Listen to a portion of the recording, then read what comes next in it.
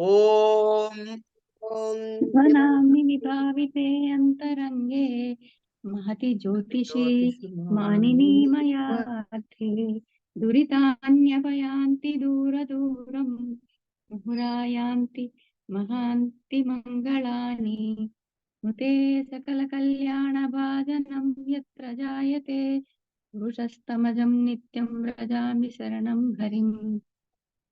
हरिः ओम्। शन्नो मित्रश्चं वरुणः शन्नो भवत्वर्यमां शन्न इन्द्रो बृहस्पतिः शन्नो विष्णुरुक्रमः। नमो ब्रह्मणे नमस्ते वायो त्वमेव प्रत्यक्षं ब्रह्मासि त्वमेव प्रत्यक्षं ब्रह्म वदिष्यामि कृतं वदिष्यामि सत्यं वदिष्यामि तन्मावतु तद्वक्तारमवतु अवतु माम् अवतु वक्तारम्। ॐ शान्ति शान्ति शान्तिः।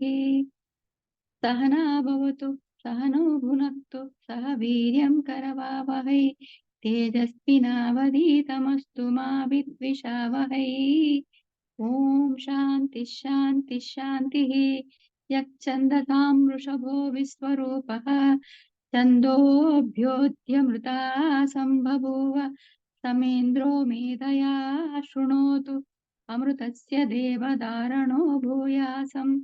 शरीरं मे विचर्षणं जिह्वा मे मधुमत्तमा कर्णाभ्यां भूरि विश्रुवं ब्रह्मणः कोशोषि मेधया पीतः श्रुतं मे गोपाय। ॐ शान्ति शान्ति शान्तिः। अहं वृक्षस्य रेरिव कीर्तिवृष्टं गिरेरिव उद्भववित्रो वाजनीव स्वमृतमस्मि द्रविणगुं सुवर्चसं सुमेधामृतोक्षितः इति त्रिशङ्कोर्वेदानुवचनम्। ॐ शान्ति शान्ति शान्तिः। पूर्णमदः पूर्णमिदं पूर्णात् पूर्णमुदच्यते पूर्णस्य पूर्णमादाय पूर्णमेवावशिष्यते। ॐ शान्ति शान्ति शान्तिः। आप्यायन्तु मम अङ्गानि वाक्पाणि चक्षुषुश्रोत्रमधो बलमिन्द्रियाणि च सर्वाणि सर्वं ब्रह्मोपनिषदं माहं ब्रह्मा निराकुर्यां मा ब्रह्म निर्माकरोतु निराकरणमस्तु निराकरणमे अस्तु तदात्मनि निरते य उपनिषत्सु धर्मास्ते मयि सन्तु ते मयि सन्तु। ॐ शान्ति शान्ति शान्तिः। वाङ्मे मनसि प्रतिष्ठिता मनो मे वाचि प्रतिष्ठितम् आवीर्य येभिः वेदस्य माणिस्तः श्रुतं मे मा प्रहोसीः अनेनाधीतेनाहोरात्रान् सन्ददामि कृतं वदिष्यामि सत्यं वदिष्यामि तन्मावतु तद्वक्तारमवतु अवतु माम् अवतु वक्तारम्। ॐ शान्ति शान्ति शान्तिः। ॐ भद्रन्नो अभिवातय मनः। ॐ शान्ति शान्ति शान्तिः। ॐ भद्रं कर्णेभिः शृणुयाम देवाः भद्रं पश्येममाक्षभिर्यजत्राः स्थिरैरङ्गैः स्तुष्टुवागं सन्तनूभिः यशेम देवहितं यदायुः स्वस्ति न इन्द्रो वृद्धश्रवाः स्वस्ति न पूषा विश्ववेदाः स्वस्ति नस्ताक्षो अरिष्टनेमिः स्वस्ति नो बृहस्पतिर्ददातु। ॐ शान्ति शान्ति शान्तिः। ॐ नमो ब्रह्मादिभ्यो ब्रह्म विद्या संप्रदाय कर्तृभ्यो वंश ऋषिभ्यो नमो गुरुभ्यः। सर्वोपप्लवरहित प्रज्ञानघन प्रत्यगर्भो ब्रह्मैवाहमस्मि अदिः भो भगवः। सदाशिवसमारम्भां शङ्कराचार्यमध्यमाम् अस्मदाचार्यपर्यन्तां वन्दे गुरुपरम्पराम्। नारायणं पद्मभुवं वसिष्ठं शक्तिं च तत्पुत्रपराशरं च व्यासं सुखं गौडपदं महान्तं गोविन्द योगीन्द्रमतास्य शिष्यं श्रीशङ्कराचार्यमतास्य पद्मपादं च हस्तामलकं च शिष्यं तं तोटकं वार्तिककारमन्या नमः सद्गुरुं सन्ततमानतोऽस्मि। स्मृतिस्मृतिपुराणानाम् आलयं करुणालयं నమామి భగవత్పాద శంకరం లోకశంకరం యద విద్యావిలాసేన భూతభౌతికసృష్టయ తం నౌమి పరమాత్మానం సచ్చిదానంద విగ్రహం శంకరం శంకరాచార్యం కేశవం బాదరాయణం సూత్రభాష్యకృతౌ వందే భగవంతౌ పునః పునః శ్రీదక్షిణామూర్తి స్తోత్రం మౌన వ్యాఖ్యా ప్రకటిత పరబ్రహ్మతత్వం యువానం వశిష్టాంతే వసదృష్టిగణైరావృతం బ్రహ్మనిష్టైః ఆచార్యేంద్రం కరకలిత జిన్ముద్రమానందమూర్తిం స్వాత్మారామం ముదితవదనం దక్షిణామూర్తిమీడే విశ్వం దర్పణ దృశ్యమాన నగరీ తుల్యం నిజాంతర్గతం పశ్యన్నాత్మని మాయయా బహిరివో భూతం యదా నిద్రయా యత్సాక్షాత్ కురుతే ప్రబోధ సమయే స్వాత్మానమేవాద్వయం తస్మై శ్రీ గురుమూర్తయే నమ ఇదం శ్రీ దక్షిణామూర్తయే వేదస్యాంతరివాంకరో జగదిదం ప్రాగ్నిర్వికల్పం పునః మాయా కల్పితదేశకాలకలనా వైచిత్రచిత్రీకృతం మాయావీవ విజృంభయత్యపి మహాయోగీ వయస్వేచ్ఛయా తస్మై శ్రీ గురుమూర్తయే నమ ఇదం శ్రీ దక్షిణామూర్తయే యస్యైవ స్ఫురణం సదాత్మకవసత్కల్పార్థకం భాసతే సాక్షాత్తత్వమసీతి వేదవచసా यो बोधयत्याश्रितान् यत्साक्षात् करणात् भवेन्न पुनरावृत्तिर् भवान् भूनिधौ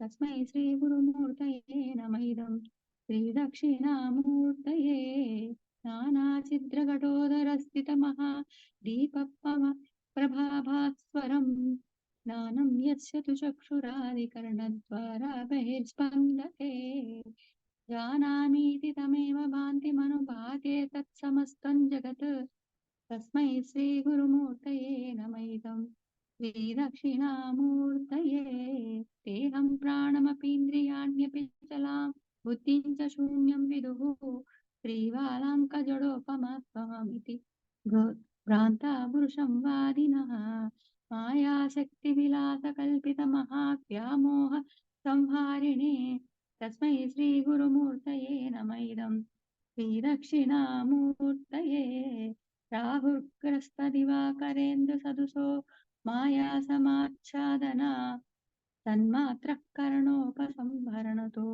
योगुषु सुप्तुः पुमान् प्रागस्वास्वमिति प्रबोधसमये यः प्रत्यभिज्ञायते तस्मै श्री गुरुमूर्तये नम इदं श्री दक्षिणामूर्तये बाल्यादिष्वपि जाग्रदादिषु तथा सर्वास्वस्थास्वपि व्यावृत्तास्मनुवर्तमानमसमित्यत्तस्फुटं स्फुरन्तं सदा स्वात्मानं प्रकटीकरोति भजतां यो भद्रया मुद्रया तस्मै श्री गुरुमूर्तये नम इदं श्री दक्षिणामूर्तये विश्वं पश्यति कार्यकारणतया तस्वामि सम्बन्धतः शिष्याचार्य तया तदैव पितृपुत्राध्यात्मना भेदतः स्वप्ने जागृति वाय एष पुरुषो माया परिभ्रामितः तस्मै श्री गुरुमूर्तये नम इदं श्री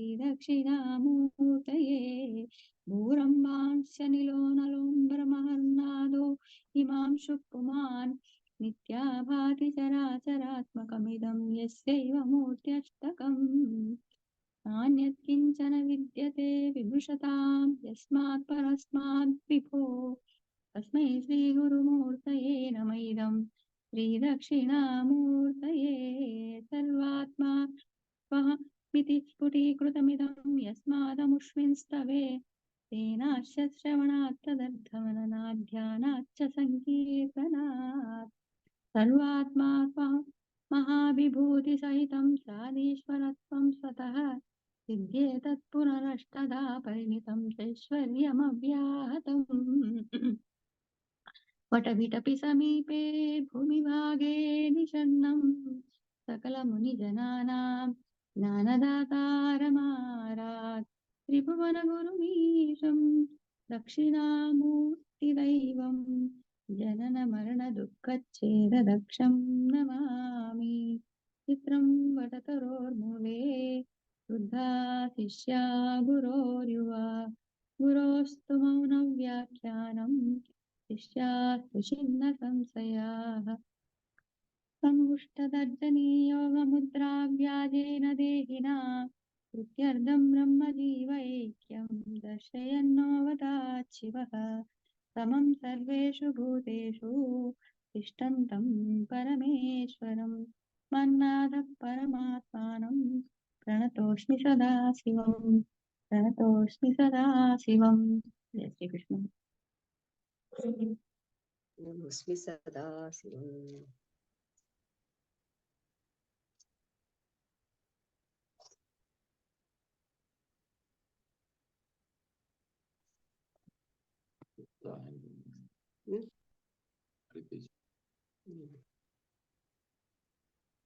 ప్రణతోస్మి సదాశివం.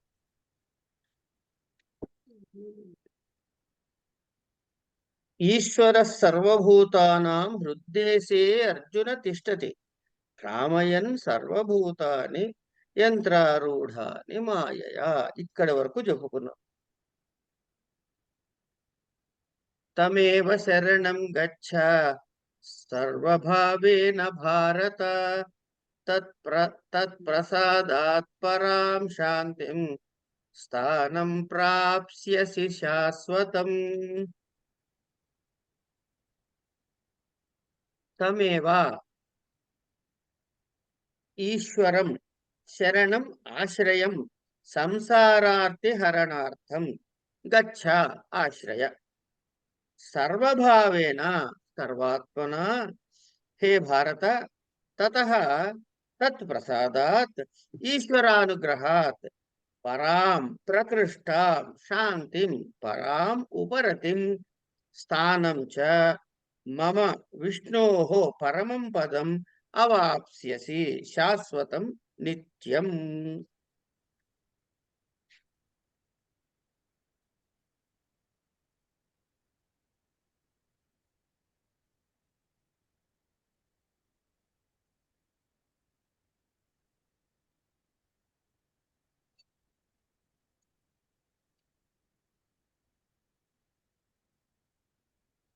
నాయనా భరత, భరత వంశోద్భవుడా, సర్వభావేన అన్ని విధాల ఆ ఈశ్వరుణ్ణి ఏం చెయ్యాలట? సంసారార్తి హరణ నిమిత్తము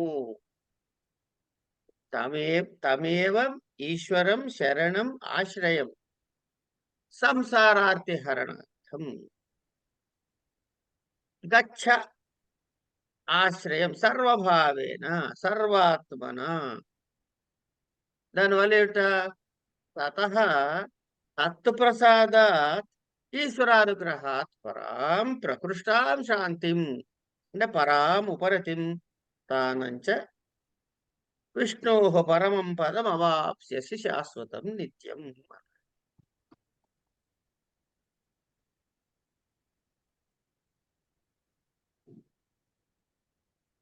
ఇక్కడ నా యొక్క అంటే పరమాత్మ యొక్క. ఎందుకుట అంటే సంసార ఆర్తి హరణ నిమిత్తము. సర్వాత్మన అన్ని భావముల చేత శరణు పొందాలి. అప్పుడు ఏమవుతుంది? ఆ ఈశ్వరానుగ్రహం చేత ఉత్కృష్టమైన ప్రకృష్టమైనటువంటి శాంతిని, ఉపరతిని, నిత్యమైనటువంటి విష్ణువు యొక్క పదస్థానాన్ని కూడా పొందుతాడు అని ఇక్కడ పొందగలవు అని చెప్పి గ్యారంటీ ఇస్తున్నాడండి ఇక్కడ. అంటే ఈశ్వరుడు ఏం చేస్తున్నాడు? మనం ఎలాంటి వాళ్ళము, ఈశ్వరుడు ఎలాంటి వాడు అని చూస్తే మనము పరతంత్రులం. ఈశ్వరుడు ఏం చేస్తాడు? స్వతంత్రుడు.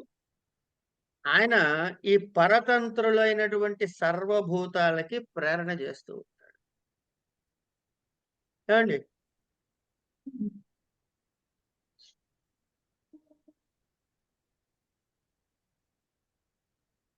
అందుకని ఇక్కడ మనకి బోధ ఏం చెప్తున్నారు అంటే, ఆ ఈశ్వరుణ్ణి శరణం వేడినట్లయితే ఆయన ఆయన శక్తి ఏమిటి అంటే సర్వభూతాలు పరతంత్రాలు. ఈశ్వరుడు వాటిని ప్రేరణ చేస్తున్నాడు. ఏమండి? ఏమండి? ఈ విధి నిషేధాలని పాటించి చేస్తే వచ్చేది ఏమిటి అంటే పుణ్యమో పాపం. తద్వారా జన్మ చక్రంలో మళ్ళీ ఇది ఎక్కడికి పోయినా మన సబ్జెక్ట్ లో ఉన్న రెండే ముక్కలండి. సంసారమా మోక్షమా. ఏ చర్య సంసారాన్ని వైపు లాగుతుంది, ఏ చర్య మోక్షం వైపుకు తీసుకువెళ్తుంది. ఈ రెండే మనం గమనించుకుంటూ ఉండాల్సిన విషయం. మీరు 18 అధ్యాయాలు చదవండి, 18,000 శ్లోకాల భాగవతం చదవండి, 24,000 శ్లోకాల రామాయణం చదవండి, ఉపనిషత్తులు చదవండి, ఏదైనా చదవండి. మన దృష్టి రెండే. నా చర్య చెయ్యాలా వద్దా ఫస్ట్. అసలు చర్య అంటే కర్మ కదా మరి. కర్మ చెయ్యాలా వద్దా? ఎందుకంటే కర్మ చేస్తే ఒక ఫలితం ఇవ్వాలి. ఒక అదృష్టం పుట్టి తీరాలి. అది పుణ్యమా పాపమా ఇవాళ అనుభవిస్తామా ఉత్తర జన్మలోనా ఉత్తరోత్తర జన్మల్లోనా తర్వాత విషయం. కనుక కర్మకి కర్మఫలం ఉంది. కనుక ఏం చేయాలి? కర్మ ఫల త్యాగాన్ని చేస్తాడు. కనుక నేను చేస్తున్నాను అనే భావన వదిలేసి నేను చేస్తున్నాను అనే భావన వదిలేసి తం ఏవ శరణం గచ్చ, ఆయనన్నే శరణం వేడు. ఆ ఈశ్వరుణ్ణే శరణం పొందు. ఎందుకుట? ఆయన ప్రసాదం వల్లనే నీకు ఉత్కృష్టమైనటువంటి శాశ్వతమైనటువంటి నిత్యమైనటువంటి స్థానము పొందేందుకు అర్హత కలుగుతుంది. కనుక అంటే ఆ ఈశ్వరుని శరణం పొందితే, ఆయన్ని ఆశ్రయించినట్లయితే, ఆయన అనుగ్రహం వలన మనకు కలిగేది ఏమిటి? తత్వజ్ఞానము.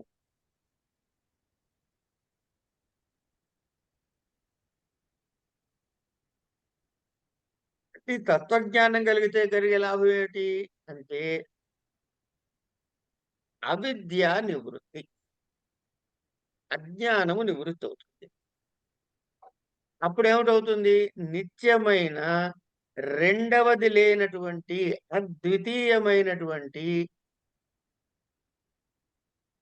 స్వప్రకాశ పరమానంద రూపము, స్వప్రకాశ పరమానంద రూపముగా ఆ స్థానాన్ని పొందగలుగుతాం. స్వప్రకాశం ఏంటండి మళ్ళీ అంటే నాలో ఉన్న చైతన్యమే సమస్త చైతన్యము, సర్వశక్తికరమైన చైతన్యము, స్వప్రకాశకమైనది, పరప్రకాశం కాదు. ఏదో ఒక సహాయం తీసుకుంటే బల్బు ఉందంటే కరెంట్ ఉంటేనే బల్బు వెలుగుతుంది.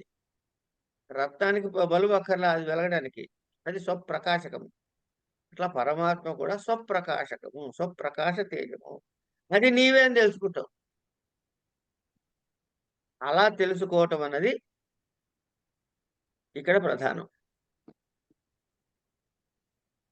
ఈ తమేవారు ఎందుకన్నాడు అంటే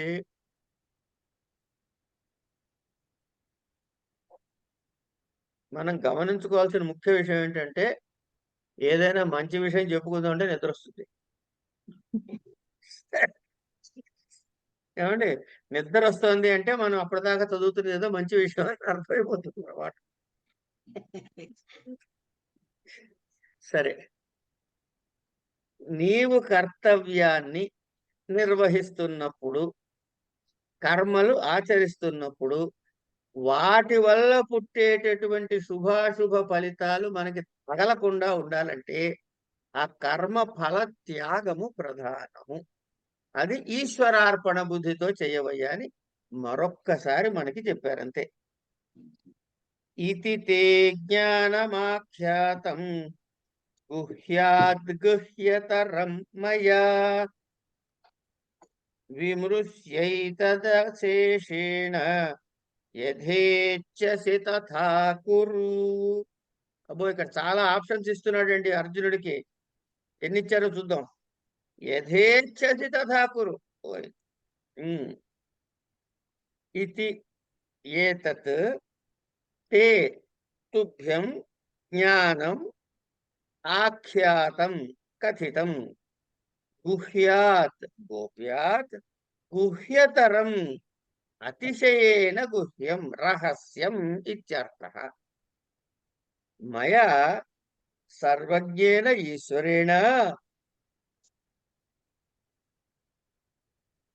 విమృశ్య విమర్శనం ఆలోచనం కృత్వా ఏతత్ యథోక్తం శాస్త్రం, ఈ గీతా శాస్త్రం అంతా అనమాట, అశేషేణ సమస్తం యథోక్తం చ అర్ధజాతం యథా ఇచ్ఛసి తథా కురు.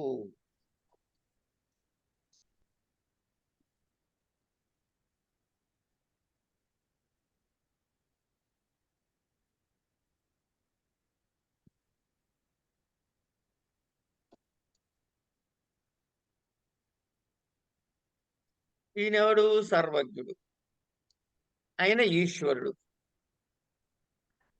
అంటే ఇక్కడ మయా అంటే ఎవరు? నా చేత అంటే కృష్ణుడు అని కాదు, సర్వజ్ఞుడైన పరమాత్మ చేత. గుహ్యాత్ గుహ్యతరం, గోప్యంగా ఉంచాల్సిన వాటి కంటే కూడా అత్యంత గోప్యమైనటువంటిది ఏమిటది? ఈ జ్ఞానం. నీ కొరకు ఆఖ్యాత, నీ కోసం చెప్పబడిపోయింది. ఈ చెప్పబడిన శాస్త్రంలో అశేషేణ, ఇక చెప్పాల్సింది ఏమీ లేదు, శేషమే మిగల, నిరవశేషంగా చెప్పేసి.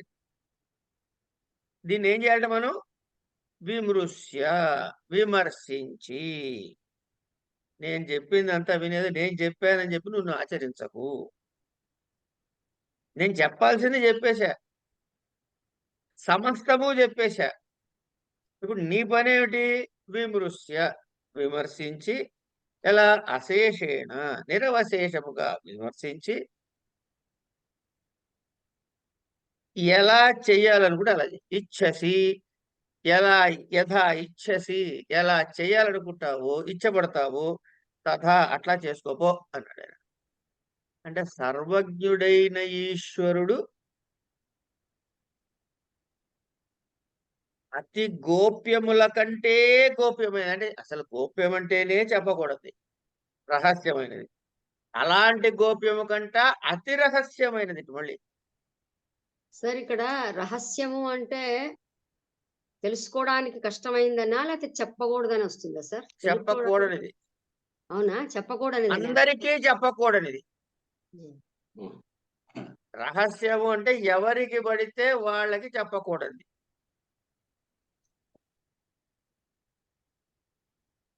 అంతే, అర్థమైందమ్మా? ఎందుకంటే అది ఇక్కడ అర్హత అనేది ప్రధానం. వాళ్ళకి చెప్పినా అర్థం కాదు. అర్థం కాకపోకపోగా అనర్థాలు కలుగుతాయి. ఇక్కడ ఆత్మతత్వం దాకా ఎందుకమ్మా? ఆత్మతత్వం దాకా ఎందుకు? మిలిటరీ దాకా ఎందుకు? కేవలం బడ్జెట్ గురించి తీసుకుందాం మనం, ఊరికి అర్థం కావడం కోసం. ఆ తయారు చేసే కాలంలో వాళ్ళందరూ ఆఫీసులోనే, అది పూర్తయ్యే వరకు అందరూ ఇళ్ళకి పోకుండా అక్కడే ఉండిపోతారు, తాళాలు వేస్తారు, వాళ్ళకి భోజనాలు గీజనాలన్నీ అక్కడే, కొంతమందే. అంటే ఈ బడ్జెట్ లో జరిగే విషయాలని ఆ 10 మందికే తెలుస్తాయి, ఎవరికి తెలియవు. ఎప్పుడు? ప్రకటన అయ్యే వరకు. అందరికి తెలిసేలా చేస్తే నష్టం ఏమిటి? అది అట్లా ఇట్లాంటి పిచ్చి లౌకికమైనటువంటి అతి అల్పమైన విషయాల్లోనే ఇంత గోప్యత పాటిస్తే మరి మళ్ళీ జన్మలంటూ లేకుండా ఉండేటటువంటి సంసార చక్రం నుంచి బయటపడేసేటటువంటి మోక్షము ఇచ్చేటటువంటి ఈ విద్య ఇంకెంత గోప్యంగా ఉంచాలి? దానికి ఎంత అర్హత కావాలి? అదేంటండి పుట్టిన ప్రతి వాడికి మోక్షానికి అర్హత ఉంది కదండి అంటే, ఎందుకు లేదు? తప్పకుండా ఉంది. పుట్టిన ప్రతి వాడికి చదువుకునే అర్హత ఉంది. చదివిన ప్రతి వాడికి కూడా డాక్టర్ అయ్యే అర్హత ఉంది. కానీ వాడు పోయి సీఈసీలో గ్రూప్‌లో తీసుకున్నాడు. వాడు డాక్టర్ అవుతాడా? అంటే ఒక అర్హత ఉంది. ఒకటి సాధించాలంటే ఒకదానికి ఒక అర్హత నిర్ణయించబడి ఉన్నది. ఏది మన లౌకిక విద్యల గురించి మాట్లాడుకుంటున్నాం. హ్మ్. మరి ఆధ్యాత్మిక విద్య తర్వాత, తర్వాత మీరు గమనించారో లేదో అందరూ ఏడుస్తారండి. వాడి డబ్బులు బోల్డున్నాయి, వాడి డబ్బులు బోల్డున్నాయి అని. ఉన్నట్టుండి మీ చేతిలో 10,00,00,000 పెట్టి కొంచెం జాగ్రత్తగా చూడు వారం రోజులని ఇస్తే మీరు నిద్రపోతారా చెప్పండి నాకు? అవునండి. అందుకే ఒక గురువు మీరు పర్మిషన్ ఇస్తే ఒక మాట చెప్తా. చెప్పండి. మా నాన్నగారు అనేవారు. పుట్టెడు నువ్వుల్లో ఒంటికి ఆముదం రాసుకొని పొర్లితే ఎన్ని అంటుకోవాలో అన్నీ అంటుకుంటే ఒకటి అన్నీ ఎక్కువ అంటుకోవాలి, అంటుకుంటాయి. ఒకటి తక్కువ అంటుకోవాలి. అది అక్షర అది సత్యం. అది కర్మ సిద్ధాంతం. అంటే నువ్వు ఎంత ఫలితం వస్తే అంతే వస్తని. మనం కరెక్ట్. చెప్పేదేంటే అర్హత.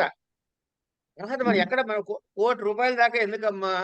ఏమీ వద్దు. రేపు శ్రావణ శుక్రవారం అని చెప్పి లాకర్‌లోన బంగారం తెచ్చి ఇంట్లో పెట్టారు. శుక్రవారం అయిపోయింది. శనివారం సెకండ్ సాటర్‌డే బ్యాంకులు లేవు. ఆదివారం సెలవు. సోమవారం నాడు మరేదో జరిగింది సెలవు. 3 రోజులు ఆ ఇంట్లో ఆ పెట్టుకున్న బంగారం ఉంటే వీళ్ళకి నిద్రపోతున్నారా? అది ఎక్కడ పెట్టాలి? ఎక్కడ దాచాలి? ఎలా దాచాలి? ఇదే రంది. అంటే ఆ అర్హత కన్నా ఎక్కువ మనం మోయలేం. అది విషయం. అంతే. అది భయాన్ని కూడా కలిగిస్తుందండి. కదా ఎక్కువ మరి! ఆశ. కదా! ఒక అర్హత లేకపోతే పైగా మామూలు నిచ్చెనెక్కితే కింద పడితే కాళ్ళిరుగుతాయి. హ్మ్. 5 అంతస్తులకు ఆ నిచ్చెనెక్కి కింద పడితే అంతే. కృష్ణం వందే జగద్గురుం. కనుక ఏ స్థాయికి అంత ఉన్నత స్థాయికి, అత్యున్నత స్థాయికి వెళ్ళాలంటే దానికి తగిన అర్హత కావాలి. అది దేహదార్ఢ్యమా, లౌకిక విషయాలు ఏదో దేహదార్ఢ్యమా, ఆర్థిక దారిద్ర్యమా, లేతే దేహ దారిద్ర్యమా, ఆర్థిక దారిద్ర్యమా ఏదో ఆ విషయాలను చూసుకోండి. పైకి కనుక వెళ్తున్న వ్యక్తి గోప్య అత్యంత జాగ్రత్త అవసరం కదండీ! అది వాడికి ఉందా లేదా అని తెలియకుండా ఇచ్చేస్తే పడిపోతాడు. అది ఎవరి దోషం అవుతుంది? చెప్పిన వాళ్ళదే పడ్డవాళ్ళదే. తప్పనిసరిగా. అది ఎవరి దోషం అవుతుంది? గురువు దోషం అవుతుందండి. చెప్పిన వాళ్ళదే దోషం. ఎవరైతే వాళ్ళదే. ఆ! గురువు దోషమా? అందుకే, అంటే అందుకే మీరు గురువు లలితా కాబట్టి సహస్రనామం చూడండి. అలాంటి గురువులు ఉండరసలు. చెప్పరు వాళ్ళు. అందుకే లలితా సహస్రనామంలో ఫలశ్రుతిలో చెప్తాడు చూడండి. యో హ్మ్. మోహాద్ దాస్యతి. అదే గణపతి అథర్వ శీర్షం సార్. జగత్పతి అధర్వశీర్షంలో చెప్తాడు. యో ఆ! మోహాద్ దాస్యతి స పాపియాన్ భవతి. భవతి. హ్మ్. ఎవరికి అర్హత లేని వాళ్ళకి చెప్తే చెప్పిన వాళ్ళకి పాపం వస్తుంది. అలా అది. చెప్పొద్దని చెప్తారు. ఎందుకంటే వాడిని భ్రష్టుని చేశాడు వీడు. హ్మ్. కదా! అంటే మోహాత్ అంటే మనం ఏదో ప్రేమతోటి అలా మోహంతోటి చెప్పొద్దు. వాడికి అర్హత ఉంటేనే చెప్పమని. నీ సొంత మోహం ఎవరికైతే మోహము పడి ఎవరి మీదైనా మోహము పడి విద్య అర్హత లేని వాడికిస్తే, ఆ ఇచ్చిన హ్మ్. వాడు అది. భ్రష్టుడవుతాడు. యో హ్మ్. మోహాద్ దాస్యతి స పాపియాన్ భవతి. కనుక అర్హతని వెరిఫై చేయడం అనేది అత్యంత ప్రధానమైన అంశమమ్మ మనకి. అవును. ప్రత్యేకంగా ఆధ్యాత్మిక శాస్త్రంలో అది అత్యంతమైన కీలకమైన అంశం. అందుకనే ఇక్కడ గుహ్యాత్ గుహ్యతరం నీకు చెప్పాను అని అన్నాడంటే, ఇక్కడ తాత్పర్యం ఏమిటి? కృష్ణుడు చెప్పాడు అని మాత్రమే కాదు, అర్జునుడికి అర్హత ఉన్నదని కూడా. హ్మ్. ఆ! కరెక్ట్. అది పాయింట్. కేవలం కృష్ణుడు చెప్పాడు, అదేదో ప్రేమపడి చెప్పాడు, మోహంతో చెప్పాడని కాదు. అర్జునుడు దానికి అర్హుడు కనుక. ఇంకా ఇప్పుడు అర్హుడైన వాడికి విద్య చెప్పాడు. వాడు దాన్ని వినియోగించుకోవాలా, వినియోగించుకోవద్దనేది వాడి విచక్షణ. హ్మ్. అర్హత లేక మాత్రం చెప్పలే. అర్హత ఉన్నవాడికే చెప్పాడు. కానీ అది వినియోగించుకోవాలా, వినియోగించుకోవద్దా ఆయన అనేది చాయిస్. మాత్రము వాడి విచక్షణకి వదిలేశాడు. అంచేత నేను చెప్పాల్సింది నువ్వు ఫిట్ ఫెలోవి కాబట్టి, నీకు అర్హత ఉంది కాబట్టి నీకు చెప్పాను. ఏది? సమస్తము. గోప్యముల కంటే గోప్యమైనటువంటిది, అతి గోప్యమైనటువంటిది. ఈ ఆధ్యాత్మిక విద్య సమస్తము నీకు జ్ఞానం చెప్పాను. ఇక నువ్వేం చేస్తావో నీ ఇష్టం, నువ్వు చేసుకో అని బోధ చేస్తారు. చేసి అంటే ఇప్పుడు ఏం చేశాడు ఇక్కడ ఈ శ్లోకంలో? తమేవ కాదు, ఇతి తే జ్ఞానమాఖ్యాతం, ఇతి తే జ్ఞానమాఖ్యాతం. ఇతి అంటే ఇది. ఏది ఏది అంటే ధర్మక్షేత్రే దగ్గర ప్రారంభం చేయలేదు. అశోచ్యానన్వశోచత్వం ఇక్కడి నుంచి మొదలెట్టి ఈ క్షణ పర్యంత వరకు చెప్పిన ఈ సమస్త శాస్త్రము, గీతార్థమంతా కూడా ఒక ముద్ద చేసి ఇతిలో పెట్టాడు. అంటే ఏం చెప్పాడు అనమాట? ఇప్పటిదాకా కర్మ చెప్పాడు, కర్మ ఫలం చెప్పాడు, పుణ్యపాపాల లక్షణాలు చెప్పాడు, వాటి ఎట్లా వదిలించుకోవాలో చెప్పాడు, కర్మ చేస్తూ ఉండి కూడా కర్మ ఫలాన్ని ఎట్లా త్యాగం చేయాలో చెప్పాడు. వీటి వల్ల వచ్చేటువంటిది దీని ఏమిటంటే మోక్ష హేతువే కానీ మోక్షము కాదు అని చెప్పాడు. సాక్షాత్ మోక్షానికి ఏమన్నా సర్వకర్మ సన్యాసాన్ని చెప్పాడు. ఇట్లా సమస్తము సమగ్రముగా బోధించి ఇది అని చెప్పి ఇక్కడ ఆపి ఇదంతా దానంతా కన్సాలిడేట్ చేశాడు అనమాట. అంటే ఇంత విద్య అంతా కలిపి ఇవన్నీ ఏమిటి?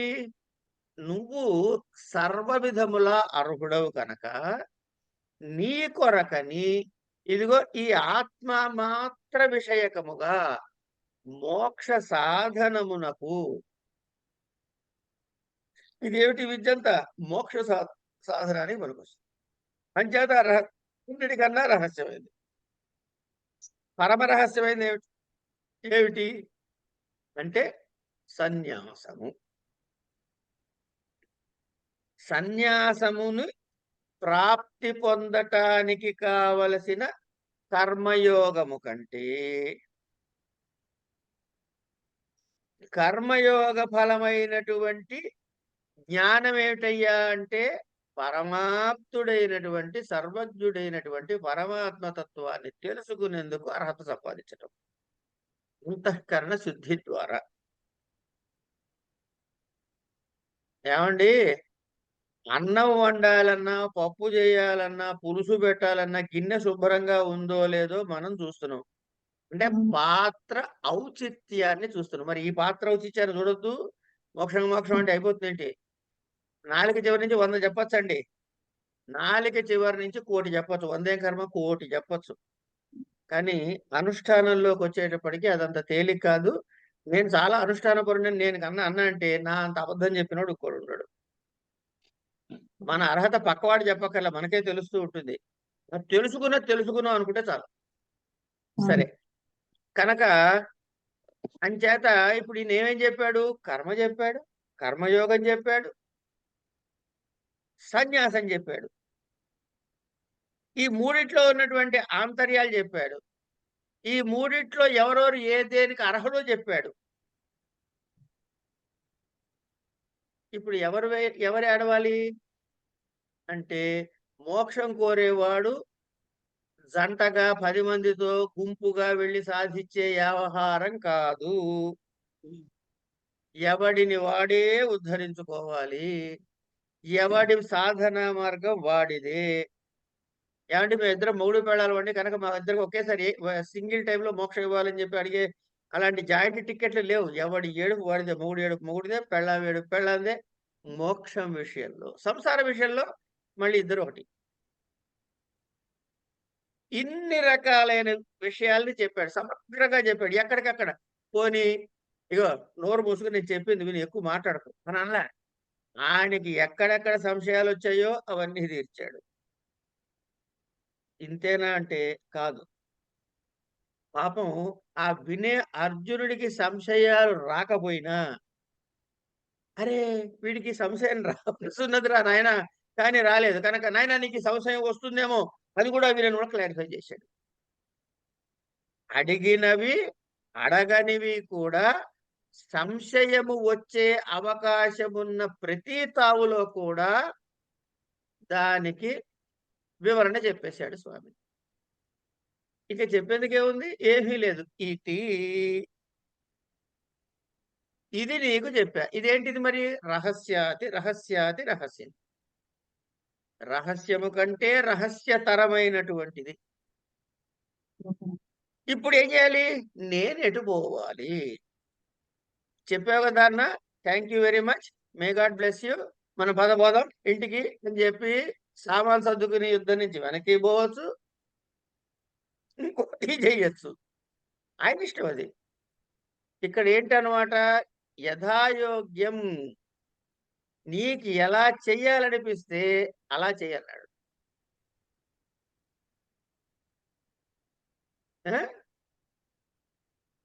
అందుకని ఇక్కడ ఏకవాక్యంలో ఇతిలో మొత్తం చెప్పి, నీ అధికారం ఏదో దాని అనురూపంగా నువ్వు ఎలా ఆచరిద్దావు అనుకుంటున్నావో అట్లా చెయ్యి అన్నాడు.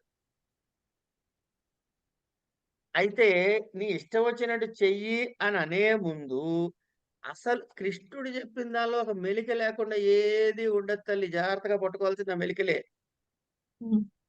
తమేవ శరణంగా ఇది ఇది తే జ్ఞానం ఆఖ్యాతం గుహ్యాద్ గుహ్యతరం మయ. బానే ఉంది. యథేచ్ఛసి తథా కురు అనేచ్చుగా. విమృశ్య ఎట్లాట? తదశేషేణ, నేను చెప్పినటువంటి సమస్తమును అశేషేణ. ఈ పాయింట్ వదిలిపెట్టేశాను, లేకపోతే నేను వేరే డెసిషన్ తీసుకునేవాడిని, ఆ పాయింట్ వదిలిపెట్టాను వేరే. ఇది కాదు. అశేషేణ, ఎటువంటి భేదము లేకుండా నేను చెప్పిన మొత్తాన్ని కూడా నువ్వు విమర్శ చేసుకో ఫస్ట్. అప్పుడు నువ్వేం చేస్తుంటే చెయ్యి. అంటే ఏం చేయాలన్నమాట? అబ్బాయి అనంతకృష్ణ, నువ్వు దేనికి ఫిట్ రా అబ్బాయి? కర్మలక, కర్మయోగానిక, సర్వకర్మ సన్యాసానిక? సర్వకర్మ సన్యాసానికి సమస్యే లేదు. ఎందుకంటే మిగతావన్నీ పక్కబెట్టిన అన్నంలో కొంచెం ఉప్పు ఎక్కువైతేనే మనం నోడు తట్టుకోలేదు, ఇంకేంటి.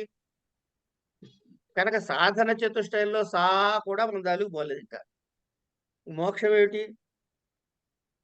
కనుక నేను కర్మనే చెయ్యాలి, కర్మయోగమే నాకు నిర్ణయమైనది. ఇందులో నేను ఎట్లా మరి కర్మ చేస్తున్నానా, కర్మ ఫలత్యాగం చేసి కర్మయోగంలో ఉన్నానా? ఒక్కొక్కప్పుడు కర్మనే చేస్తున్నానండి, యోగ ఫలత్యాగం చేయట్లేదండి. మనకి తెలుస్తూనే ఉంటుందండి, ఎవరు చెప్పక్కర్లే. కనుక కామకారము చేత, అంటే కోరిక చేత నీ ఇష్టం వచ్చింది కాకుండా, నేను చెప్పిన సమగ్రమైన ఇతి, ఈ క్షణ పర్యంతం చెప్పినటువంటి సమగ్రముగా విమర్శ చేసి అప్పుడు నువ్వేం చేయాలో అది నిర్ణయం చేసుకో. అంటే ఏంటనమాట? అంతఃకరణ శుద్ధి లేని వారు, ముముక్షువైన వాడికి మోక్ష సాధనకి, జ్ఞానోత్పత్తికి యోగ్యత కోసము ప్రతిబంధకాలు అవుతాయి. కనుక ముందేం చేయాలి? జ్ఞానోత్పత్తి యోగ్యత కొరకు ప్రతిబంధకమైన పాపములు క్షయమయ్యేందుకు ముందు ప్రయత్నం చేయాలి. అదెట్ట చేయగలుగుతావయ్యా? భగవదర్పణ బుద్ధితో వర్ణ ఆశ్రమ ధర్మములను ఆచరిస్తూ, అలాంటి వర్ణాశ్రమ ధర్మానుష్ఠానం వలన ఫలత్యాగము చేస్తూ అంతఃకరణమును పరిశుద్ధం చేసుకోవాలి. అలా పరిశుద్ధాంతఃకరణ కలిగిన వాడికి ఇది తెలుసుకోవాలి అనేటటువంటి కోరిక కలుగుతుంది. ఈ తెలుసుకోవాలి అనే కోరిక కలిగిన తర్వాత అప్పుడేం చేస్తాడు? వాడి యోగ్యతను బట్టి సద్గురువు ప్రాప్తిస్తాడు.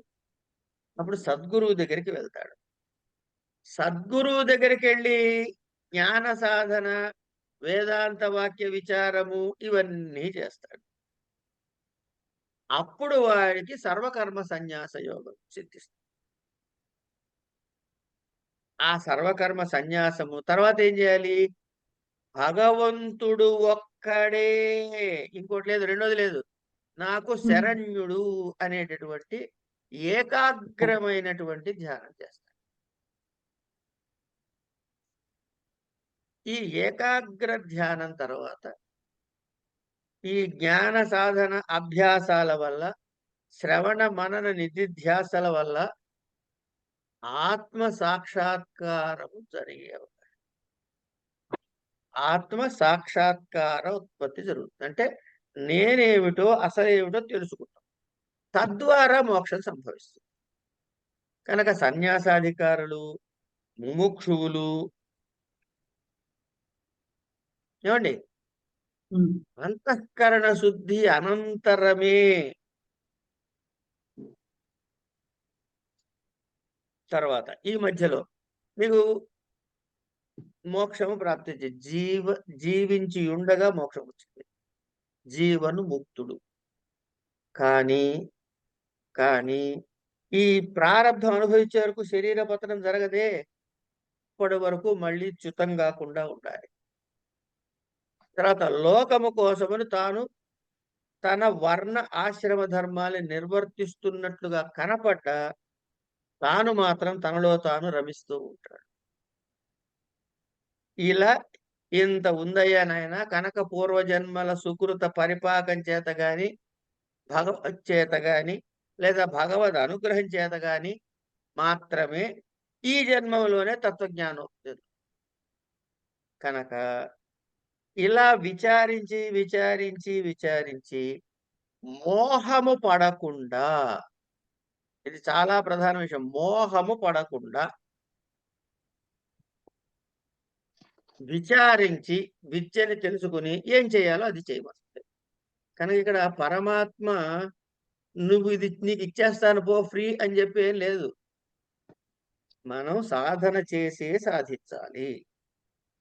అయిన తర్వాత భూయోపి మయా ఉచ్యమానం శృణు, భూయోపి మయా ఉచ్యమానం శృణు. ఇంకోసారి చెబుతున్నాడు ఏమిటి?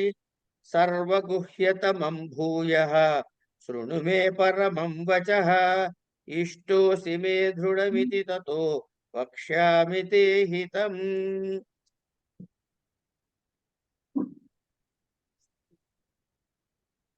సర్వగుహ్యతమం, సర్వగుహ్యేభ్యః అత్యంత రహస్యం ఉక్తమపి అసకృత్. సకృత్ అంటే ఒకసారి, అసకృత్ అంటే అనేక మార్లు. భూయః పునః శృణు మే పరమం వచః ప్రకృష్టం వచః వాక్యం న భయాత్ నాపి అర్థకారణాత్ వా వక్ష్యామి. కిం తర్హి ఇష్టః ప్రియః అసి మే మమ దృఢం అవ్యభిచారేణ ఇతి కృత్వా తతః తేన కారణేన వక్ష్యామి కథయిష్యామి తే హితం పరం జ్ఞాన ప్రాప్తి సాధనం తద్ధి సర్వహితానాం హితతమం.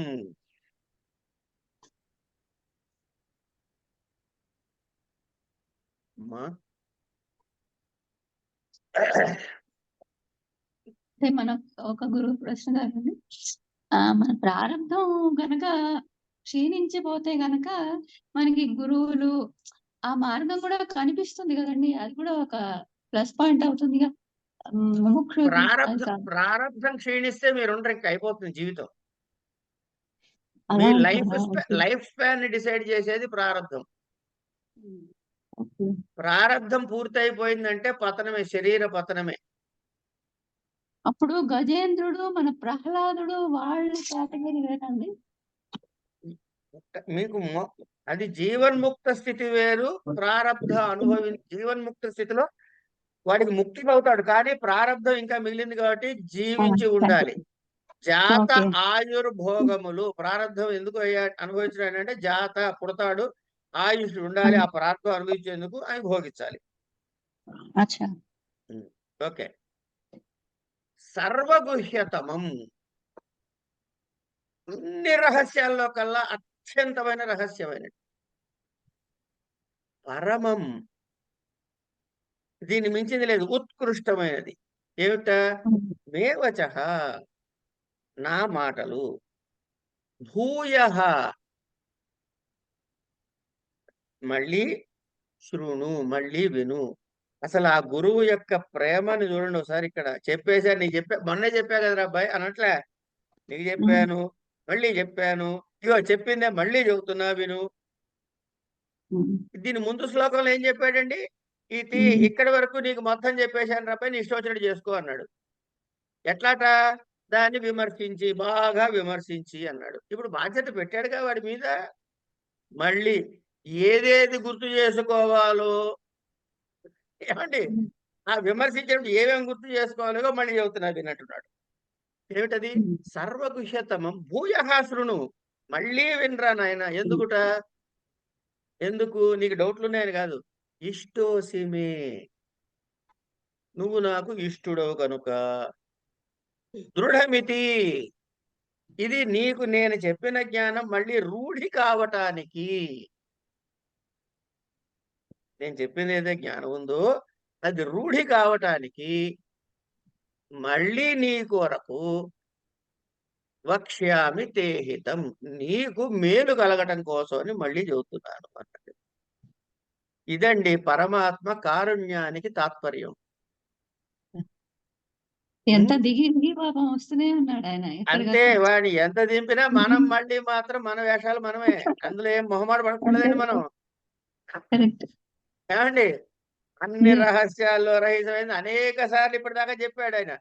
అయినా సరే ఇది ఉత్కృష్టమైన విషయం రా నాయన. నీకు భయం గాని డబ్బులు గాని కానీ ఆ కారణంగా చెప్పట్లే, నీ యందు ప్రేమ.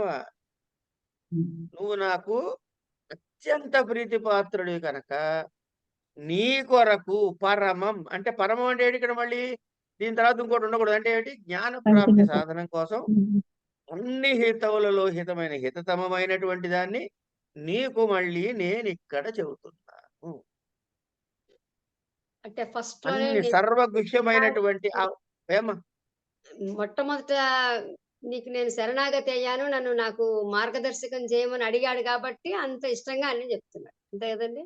అంతే కదా. షాధిమాం ప్రపన్న అన్నాడుగా. అప్పటిదాకా చెప్పలే అన్నాడు కాబట్టి ఇప్పటిదాకా ఆ కబుర్లు ఈ కబుర్లు చెప్పాడు. అక్కడి వరకు బావా. 2వ అధ్యాయం 10వ శ్లోకం వరకు బావగారు, తర్వాత నుంచి జగద్గురువు. అంతే. అంటే అది ఆ ప్రణిపాతం చేయనంతసేపు ఆయనకి లేదు. చేసిన తర్వాత అన్ని అన్ని బాధ్యతలు తీసుకొని అన్ని సర్వం చెప్తారు. నెత్తినేసుకుని, అన్ని నెత్తినేసుకుని, ఏమండి నువ్వు నాకు ఇష్టడే గనక. ఇంతకీ నాకెందుకు ఇష్టడు అయ్యావయ్యా అంటే, ఎవరు నాయన నువ్వు నా అంశే కాబట్టి అని అనమాట. కరెక్ట్. అది కూడా ముఖ్యం పాయింట్. అదే పాయింట్, అదే పాయింట్, అదే కూడా కాదు, అదే పాయింట్. అనడమే చాలా కష్టం కదండి. ఏదండి? నేను చేసేదంతా నీదే, మంచి నాకు ఉత్సాహం వచ్చినా ఏదొచ్చినా ప్రతిది బాధ్యత, నేను చేసే ప్రతి పనిలోనూ నీదే, నీ చైతన్యమే ఉంది అని అనుకోవడం చాలా కష్టం కదా. చాలా కష్టమైన విషయం. అది ఒక్కటి వస్తే అన్ని ఆయన చూస్తాడు. అదే నీ సంకల్పానుసారం నా బుద్ధిని ప్రేరేపించే భగవంతుడా అని కోరుకోవడం. అంతే. అలా రావాలంటే కూడా గొప్ప ఉండాలి. అంతే.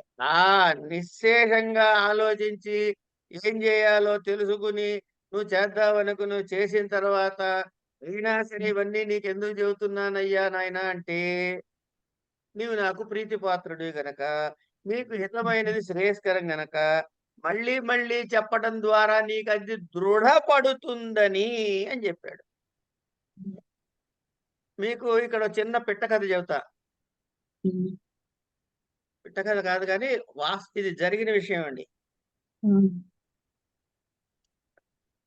ఒకసారి అదేదో కారణం మరి ఎందుకు వచ్చిందో తెలియదు కానీ విపరీతమైన వర్షాలు వరదలు వచ్చి తుని దగ్గర ఒక ఆశ్రమం ఉంది. సచ్చిదానంద సరస్వతి స్వామి వారిని వారి ఆశ్రమం తెలుసా? శాంతి ఆశ్రమం ఉంది కదా సార్ స్వామి. ఆ శాంతులు కాదు, ఇది ఆయన చక్కటి యతీశ్వరులు. ఆయన ఆశ్రమం శ్రీ తపోవనం అంటారు అక్కడ. పక్కనే తాండవ నది ఉత్తర వాహినిగా ఉంటుంది.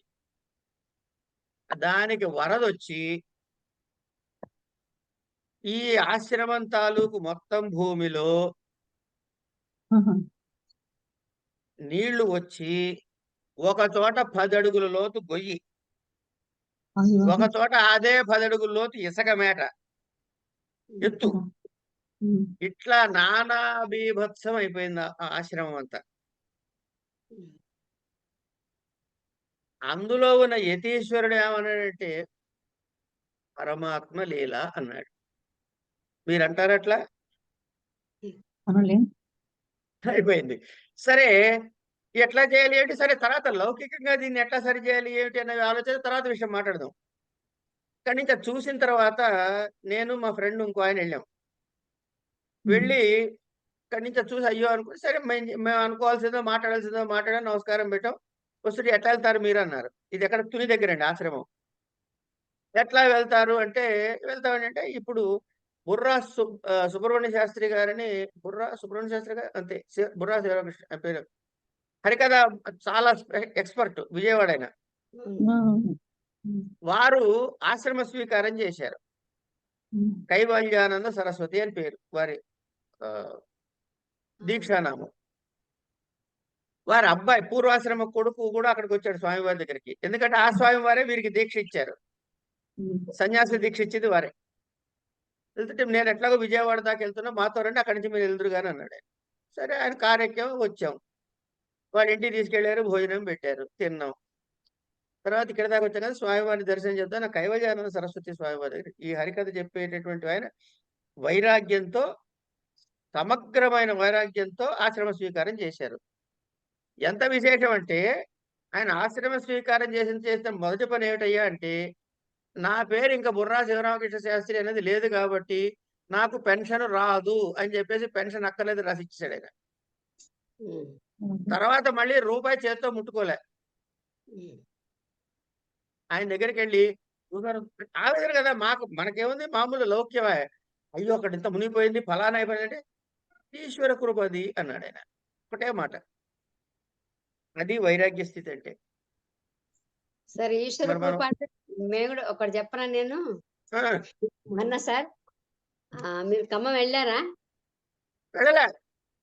ఆ రోజు శుక్రవారం నాడు శ్రావణ శుక్రవారం పూజ చేసుకున్నాను నేను. మా అబ్బాయికి రమ్మని చెప్పి ఇక్కడ రారా భోంచేసి వెళ్దుగానంటే వచ్చాడు. వాడు వస్తే ఇక్కడ ఎవరో మాకు విజయవాడలో ఇల్లు ఉందని చెప్పాం కదా సార్, అది ఎవరో చూస్తానని అంటున్నారు. 4 నెలల నుంచి వాళ్ళు అడుగుతున్నారు, మేము వెళ్ళడం కుదరలేదు. వాళ్ళకి మళ్ళీ వచ్చి అడిగారా నిన్న అంటే, సరే అమ్మ అయితే రేపు వందే భారత్ కి రిజర్వేషన్ చేస్తాను. అప్పుడే రాత్రి శుక్రవారం నాడు చేశాడండి, శనివారం నాడు వెళ్ళడానికి. శనివారం నాడు సరే మేము అన్ని 1 గంట కల్లా అన్ని సామాను సర్దుకొని అట్లా అని అంటే, మేము క్యాబ్ లో వెళ్తాను అంటే, కాదు నేనే వచ్చి దింపుతాను, మీరు వెళ్ళకండి, వానాది ఉంది, ఎవరన్నా క్యాబ్ వాడు వచ్చినా రాపని ఇబ్బంది పడతారు. వాడే వచ్చాడు.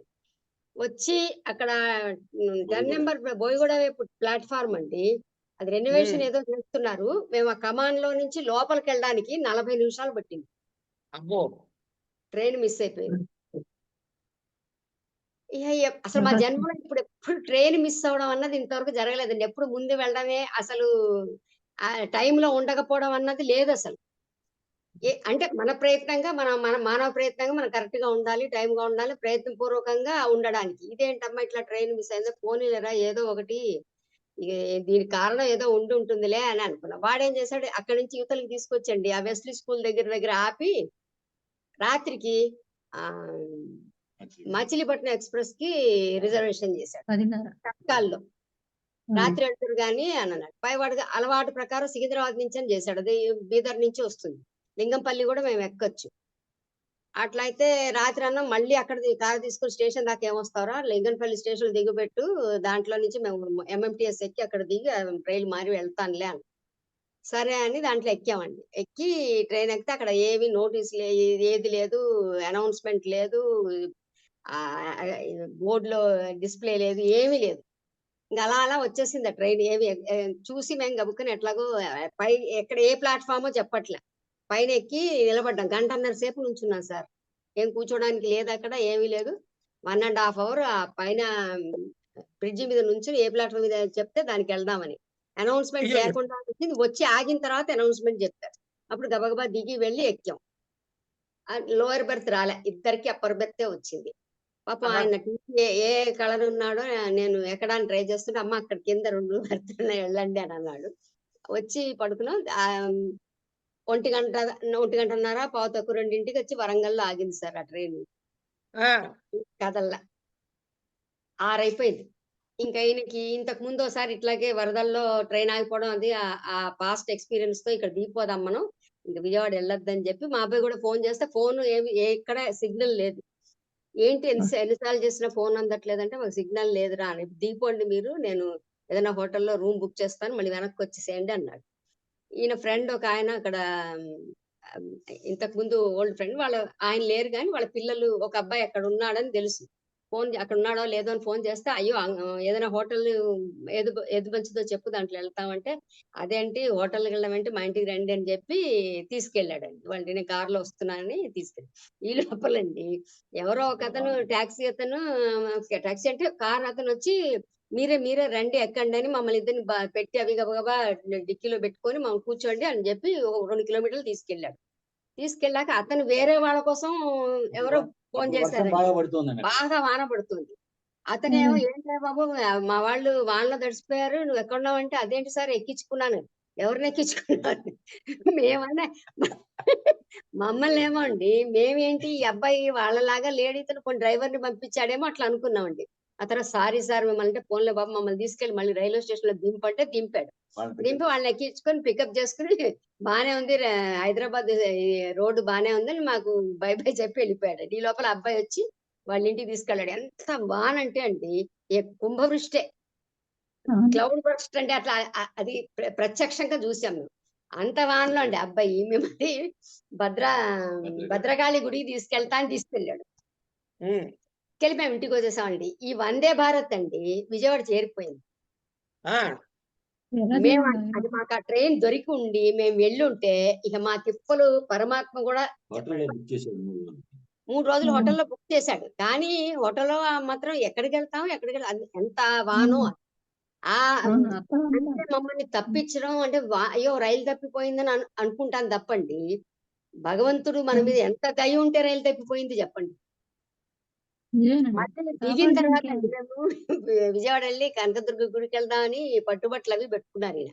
అక్కడి దాకా అక్కర్లేదురా బాబు అని ఇక్కడికి భద్రకాళి గుడిలో భద్రకాళి ఆశీర్వచనం గుడి కనబడింది. ఆ! అక్కడ బ్లెస్సింగ్ ఇచ్చి అమ్మవారు. ఆ అబ్బాయి చక్కగా అతను ఏపీ దాంట్లో ఏపీఎస్‌సీపీలో ఎలక్ట్రిసిటీ బోర్డ్‌లోనే డీఈ అండి. ముగ్గురు ఉమ్, బ్రదర్స్, ముగ్గురు వరంగల్‌లోనే ఉన్నారు. వాళ్ళ నాన్న ఫ్రెండ్ వచ్చారని పాపం ముగ్గురు పనులన్నీ ఆపేసొచ్చి మమ్మల్ని చూడ్డానికి. ఏ ఆ అబ్బాయి నా అంకుల్ మీరిప్పుడు ఇట్లా వెళ్ళకండి, నేను అన్ని కనుక్కుంటానని రఘునాథపల్లి ఎట్లా ఉంది, అది ఎట్లా ఉంది, ఇది ఎట్లా ఉంది అని అందరూ అక్కడ వాళ్ళ డీలందరిని అడిగండి. వాళ్ళకి తెలిసిన డ్రైవర్‌నిచ్చి మమ్మల్ని క్షేమంగా మళ్ళీ ఆదివారం సాయంత్రానికి హైదరాబాద్ పంపించారు. అంటే ఇది మరి భగవత్ కృప అనడానికి దీనికి ఏమన్నా సంశయం ఉందా? అనుమానమే లేదు, ఇంత పెసరు అనుమానం లేదు అందులో. ఆ! ఇంకో విశేషం ఏంటంటే మేము 2 సంవత్సరాల నుంచి వరంగల్ వెళదామని వీళ్ళని చూస్తానికి అనుకున్నామండి, ఆ గుడికి వెళ్ళాలని. వెళ్ళలేదు 2 సంవత్సరాలు. మా అబ్బాయికి ఇది కూడా నమ్మించాడు ఆలోచన, భగవంతుడు. మిమ్మల్ని ఎట్ట కాపాడుతున్నాడు దేవుడు. అంటే మనకి ముందు అర్థం కాదు సార్ అది. మనం సునిశ్చితంగా ఆలోచిస్తే పరమాత్మ ఇప్పుడు అది అంటే విశితంగా ఆలోచించమని అంటే అండి, ఎక్కడ కృప ఉందని మనకు క్షణం ఆలోచిస్తూ ఉంటే అండి, మనం ఎంత రక్షించబడుతున్నాం అన్నది మనకు అర్థమవుతుంది బాగా. అదే నమ్మకంతో బాబు నాయన మమ్మల్ని మాదేమి లేదు, తప్పిపోయిందంటే రైలు తప్పిపోయింది అదేంటి? మా కోడలు అడిగిన అత్తయ్య మామయ్య గారు మీకు ఎప్పుడు ట్రైన్ మిస్ అయిందంటే, ఎప్పుడు మిస్ అవ్వలేదమ్మా అంటే, మరి అట్లా మిస్ అయ్యారేంటి ఇవాళ అంటే, ఏమో మరి అసలు అది. ఇంకోటి ఉందండి. ఆ వందే భారత్ మిస్ అవ్వగానే మా రాజా పక్కన పెట్టి, నాన్న నేను టాక్సీ పంపుతాను వాడు సెక్రటరీకి ఫోన్ చేశాడు. మా నాన్న వాళ్ళు విజయవాడ వెళ్ళాలి, ఒక టాక్సీ బుక్ చేయమ్మా అని. చేస్తే ఏదో వాడు మాట్లాడితే ఆ డ్రైవర్ సరిగ్గా ఉండదు, వద్దురా టాక్సీ మేము మచిలీపట్నం వచ్చే రాత్రి పొద్దున ఎడతామంటే అది చేశాడనమాట అండి. లేకపోతే టాక్సీ ఇలా కోదాడు హెల్ప్ అయిపోయాడు. పెద్ద రోడ్డు విరిగిపోయింది కదండి, అది ఆ అవును, అనుభవం జగ్గైపేట దగ్గర విరిగిపోయింది. మీరు క్యాన్సిల్ చేసుకోండి సార్, ఖమ్మం వెళ్ళకండి అని మీకు మెసేజ్ పెట్టా. చూసా. ఆ, అక్కడ కూడా వరదలు ఎక్కడైతే ఈ సభ జరగాలో అదంతా మోకాలు కాదు, నడుంలోతు నీళ్లు, ఇళ్ళన్నీ మునిగిపోయి బురగలైపోయి అన్ని నానా బీభత్సంగా ఉంటే క్యాన్సిల్ అయింది ఆ ప్రోగ్రామ్. ఉమ్. అంటే ఎంత మనం విశ్వాసం మనకు ఉండాలి కానండి. నువ్వే నాయన అని మనం 2 చేతులు ఎత్తి దండం పెట్టి నువ్వు చేత తప్ప ఇప్పుడు చెప్పండి.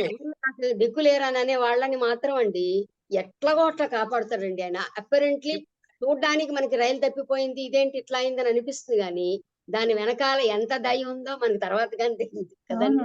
చేత ఇప్పుడు వినాయకుడు విఘ్నకర్త అంటే రక్షకుడనే కదా. అంతే మరి. విఘ్నహంత అని కూడా ఉంది. విఘ్నకర్త రోజు మీ ప్రయాణానికి విఘ్నాన్ని కలిగించాడు. ఆ, కలిగించిన ఎందుకు? దాంట్లో ఆ భగవంతుని దయ ఉంది. మంచిగా ఉంది అందులో. కనుక ఆయన విఘ్నకర్త అయినా విఘ్నహర్త అయినా విఘ్నభర్త అయినా ఆయన మన మీద కారుణ్యంతో మన ఆయన మీద విశ్వాసం ఉంచడం ఒక్కటే మనం చేయాల్సిందండి. మిగతావన్నీ ఆయన చూసుకుంటాడు. అది మంచి ఎక్కువ వద్దురా పోయి ఒకటే ఒక పని చేయి, నన్ను నమ్ముకో అంతే. అది ఒక్కటి మనకు ఉంటే చాలు, ఏం అక్కర్లే. మిగతావన్నీ అన్నట్టు బాకీ సబ్ బక్వాస్ అన్నట్లు. బక్వాసే మరి. సరే మనం ఇక్కడ ఎంత ఆపుకుందాం, మరి రేపు చెప్పుకుందాం. అలాగే. ఓకే గురుగారు, నమస్తే. శుభం. నమో నమః. నమో నమః.